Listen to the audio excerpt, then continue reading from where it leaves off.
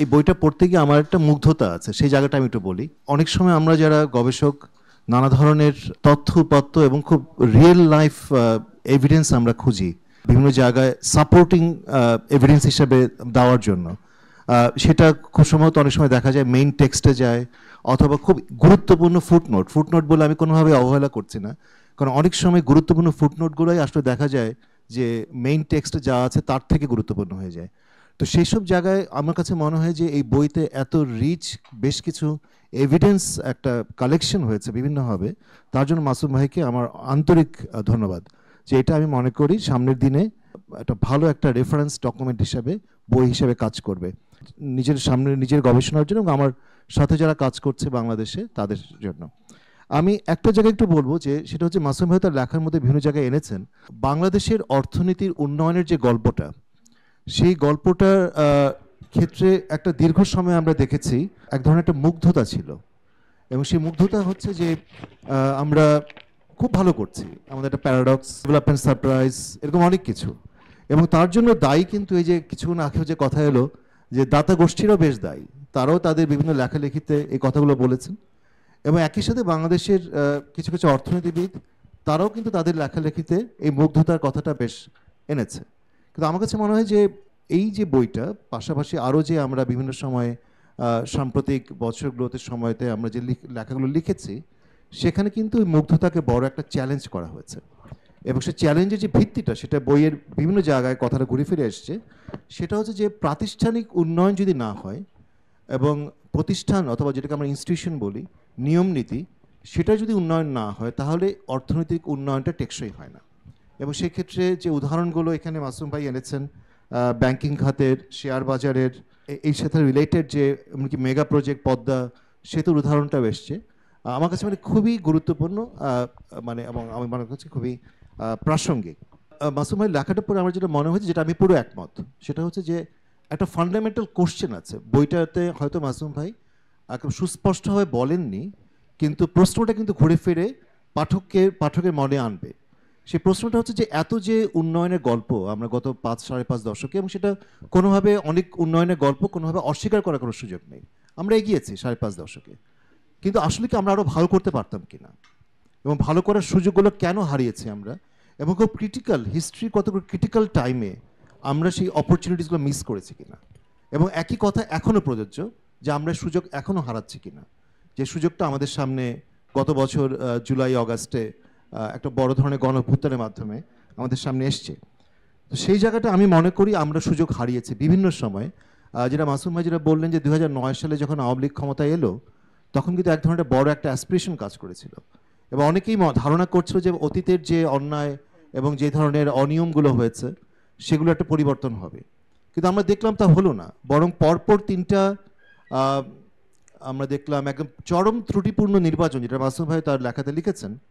তার ফলে যেটা হলো যে ওই সরকার একটা সময়ে, এবং খুব সম্ভবত 13 সাল থেকেই, ওই 14 সাল থেকেই তার রাজনৈতিক বৈধতার বড় ধরনের সংকটে পড়ে গেল। এবং এটা আমরা পৃথিবীর বিভিন্ন জায়গায় দেখেছি, যে যখনই একটা সরকার রাজনৈতিক বৈধতার সংকটে পড়ে, তখন সেটা কম্পেনসেট করতে চায় অন্য কিছু দিয়ে, এবং বড় বড় ইনফ্রাস্ট্রাকচার ডেভেলপমেন্ট, উন্নয়নের এক ধরনের একটা গল্প।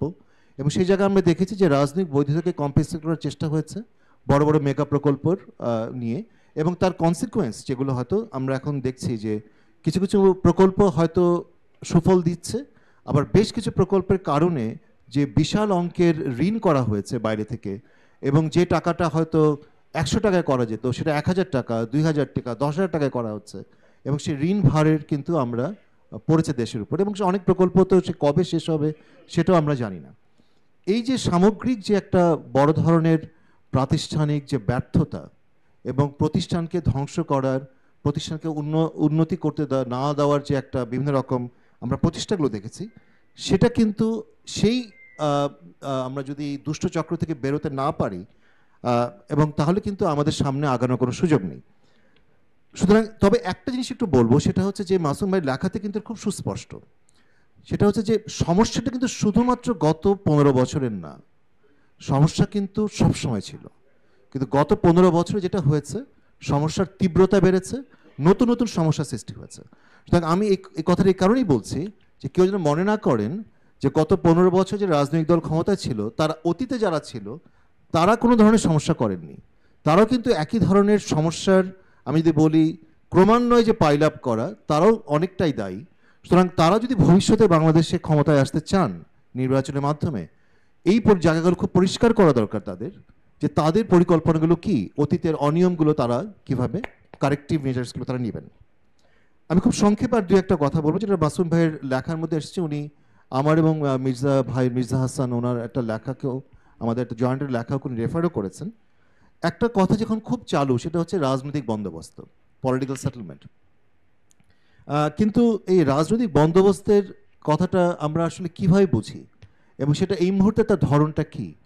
আমরা দেখেছি যে বিভিন্ন সময়ে রাজনৈতিক বন্দোবস্ত বাংলাদেশে এটা হয়েছে যে রাজনীতির পালাবদলটা কিভাবে হবে সেই ব্যাপারে এক ধরনের এগ্রিমেন্ট ছিল, যেটা আমরা তত্ত্বাবধায়ক সরকারের, যেটা 90 সালের পর থেকে আমরা দেখেছি। পরে 96-তে এক ধরনের একটা এগ্রিমেন্ট হয় যে সংবিধানের ভাবে, কিন্তু পরে সেটা দেখলাম সেই বন্দোবস্তটা থাকলো না, সেটা বাতিল হয়ে গেল, আওয়ামী লীগ বাতিল করলো, পরপর 3টা নির্বাচন করলো চরম ত্রুটিপূর্ণ। এটা নিয়ে একটা, যেমন রাজনৈতিক ট্র্যাকে এটা নিয়ে একটা আলোচনার সুযোগ আছে। আরেকটা জায়গা আছে, সেটা হচ্ছে অর্থনীতির চলকগুলো অথবা চালকগুলো, সেই জায়গায় এক ধরনের একটা বন্দোবস্ত, সেই জায়গাটা এক ধরনের একটা বোঝা পড়ার জায়গা। এবং সেখানে আমরা দেখেছি যে বাংলাদেশে, যেটা মাসুম ভাই বলেছেন, যে আমরা এখনও যে অতিমাত্রায় নির্ভরতা আমাদের গার্মেন্টসের উপরে, আমাদের রেমিটেন্সের উপরে, সেই জায়গাটা কিন্তু সেখান থেকে আমরা বের হতে পারিনি। এবং সেই জায়গায় এখনও যে এক ধরনের একটা বৃহত্তর রাজনৈতিক দলগুলোর, এমনকি পুরনো এবং নতুন, তাদের মধ্যেও এক ধরনের একটা অলিখিত একটা আন্ডারস্ট্যান্ডিং আছে যে এইগুলোই হচ্ছে হয়তো আমাদের প্রধান চলক। কিন্তু আনফর্চুনেটলি আমি এখনও যারা বাংলাদেশের রাজনীতির মাঠে যারা সরব, নতুন পুরাতন, তাদের মুখে আমি এখনো পরিষ্কারভাবে শুনছি না যে সামনের দিনের বাংলাদেশের অর্থনীতির চলকগুলো কি হবে, তাদের পরিকল্পনাটা কি, রপ্তানি বহুমুখীকরণে তাদের পরিকল্পনাটা কি, অর্থনীতির যে মিনিংফুল স্ট্রাকচারাল ট্রান্সফরমেশনে তাদের পরিকল্পনা কি। সেই জায়গায় আমার কাছে মনে হয় যে দুটো খুব গুরুত্বপূর্ণ যেটা রিপোর্ট, একটাতে তো অবশ্য হোয়াইট পেপার কমিটি, যেখানে আমরা 3জন, এখানে আমরা ইনসিডেন্টলি, আমি জানি না কোনো প্ল্যান ওয়াইজ কিনা এটা করা হয়েছে, আমাদেরকে উপস্থিত করা হয়েছে, সেই জায়গায় আমরা কিন্তু এই বিষয়গুলো তুলে ধরার চেষ্টা করেছি। এবং আমরা বলেছি যে একটা কথা যেটা চালু আছে, যেটা বলা হয়, একটা আমাদেরকে আশঙ্কা দেখানো হয় যে বাংলাদেশ বুঝি মিডল ইনকাম ট্র্যাপে পড়ে যাবে সামনের দিনে। কিন্তু আপনারা যদি একটু হোয়াইট পেপার কমিটির ওই স্পেসিফিক চ্যাপ্টারগুলো পড়েন, সেখানে কিন্তু বলা হচ্ছে, আমরা বলার চেষ্টা করেছি, জাহিদ ভাই উনি ওই চ্যাপ্টারটা লিড করেছেন, বলেছে আমরা অলরেডি মিডল ইনকাম ট্র্যাপে পড়ে গেছি, এবং এখান থেকে বের হওয়ার, এই যে আমরা গর্তের ভিতরে পড়ে গেছি, এখান থেকে বের হওয়ার জন্য এক্সট্রা অর্ডিনারি এফোর্ট লাগবে। আমরা যদি মনে করি যে কিছু সংস্কার, কিছু এদিক সেদিক, কিছু কসমেটিক সার্জারি করে আমরা এবং যে সংস্কারের ক্ষেত্রে আমরা খুব স্ট্রং ওনারশিপ দেখছি না, দুর্ভাগ্যজনকভাবে আমি আশা করি দেবপ্রিয়দা হয়তো কথাটা বলবেন, দুর্ভাগ্যজনক আমরা দেখেছি যে দুটো গুরুত্বপূর্ণ রিপোর্ট হলো প্রায় সমসাময়িক, একটা হচ্ছে হোয়াইট পেপার রিপোর্ট, আর একটা হচ্ছে টাস্ক ফোর্স। এই দুটো নিয়ে সরকারের মধ্যে এবং গুরুত্বপূর্ণ মন্ত্রণালয়গুলোর মধ্যে তাদের কোনো আগ্রহ, সেরকম আগ্রহ দেখিনি এটা নিয়ে তারা কিভাবে এটাকে অ্যাকশনে নেওয়া যায়, কিভাবে আমলাদেরকে ফোর্স করা যায়, এবং কিভাবে ব্যবসা এবং অন্যান্য স্টেক হোল্ডার থেকে অনবোর্ড করা যায় সংস্কারগুলো করার ক্ষেত্রে। এবং সেই জন্য আমরা দেখছি যে কর খাতে সংস্কারের ক্ষেত্রে যে উদ্যোগগুলো, সেটা কীভাবে ভেস্তে যাচ্ছে। এবং আমাদের বাংলাদেশের অতীত অভিজ্ঞতা হচ্ছে যে এই ধরনের একটা সংস্কার যখন বড় ধরনের রেজিস্ট্যান্স আসে, তারপর কিন্তু আমরা ওই ক্রাইসিস ম্যানেজমেন্টে চলে যাই, এবং আমরা তখন ভুলে যাই যে সংস্কার যে আসলে করা দরকার ছিল। এবং সেই আশঙ্কাটা কিন্তু আমি জানি না যে সত্যি হতে যাচ্ছে কিনা।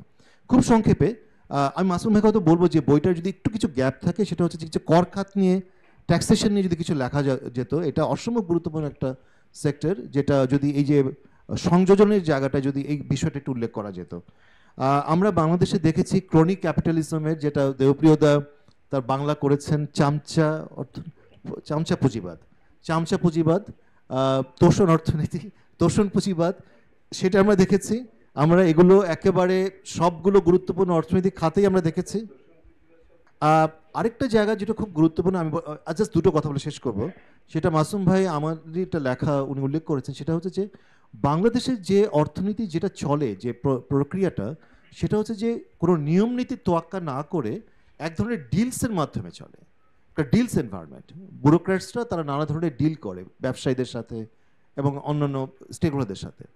যতক্ষণ পর্যন্ত এই ডিলসগুলো, এবং ডিলসগুলো খুব কিন্তু ক্ষণস্থায়ী হয়, দেখা যায় যে এগুলো খুব যদি শক্তিশালী না হয়, রুলসকে যদি খুব বেন্ড করে, তখনই দেখা যায় এটা হয়তো সাময়িকভাবে অর্থনীতিতে একটা লাভ দিচ্ছে, অর্থনৈতিক প্রবৃদ্ধি হচ্ছে, কিন্তু এটা কিন্তু টেকসই অর্থনৈতিক প্রবৃদ্ধিকে নিশ্চয়তা দেয় না। তো সেই জায়গাটা আমি ধন্যবাদ দিচ্ছি মাসুম ভাইকে যে উনি সুন্দরভাবে জিনিসটাকে উনি এনেছেন। আরেকটা যেটা বলেছে যে সংস্কার কেন হয় না, এটা বলে আমি শেষ করব। যেটা আমরা শ্বেতপত্র কমিটির রিপোর্টে আমরা খুব শক্তভাবে বলার চেষ্টা করেছি যে সংস্কার বিরোধী এক ধরনের একটা জোটবদ্ধ একটা প্রক্রিয়া বাংলাদেশে আছে, এটাকে আমি বলছি অ্যান্টি রিফর্ম কোয়ালিশন। এবং সেটা আছে রাজনৈতিক যারা এলিট, তারা ব্যবসায়ী এলিট, এবং আমলাতন্ত্র দুভাগ আছে, সামরিক বেসামরিক, তারা সবাই। এবং এই যে তাদের মধ্যে যে এক ধরনের একটা অ্যালায়েন্স, সেই অ্যালায়েন্সে দেখা গেছে যে গত এই দশকগুলোতে এবং খুব ক্রিটিক্যাল টাইমে যেটা বলছে যে আপ ডাউনস আছে, গত 15 বছরে তার তীব্রতাটা আমরা দেখেছি কিভাবে বিভিন্ন রকমভাবে সংস্কারের উদ্যোগগুলোকে ওটাকে নস্যাৎ করা হয়েছে। এবং আমি অন্তত এই কথাটা বলে শেষ করব যে এই যে নস্যাৎ করা হয়েছে তার অতীত অভিজ্ঞতা আমরা দেখেছি, এখনও কিন্তু তার খুব একটা ব্যতিক্রম দেখছি না। এখনও কিন্তু এই যে ফোর্সগুলো তারা যথেষ্ট শক্তিশালী। অনেক ধন্যবাদ আমাকে কথা বলার সুযোগ দেওয়ার জন্য।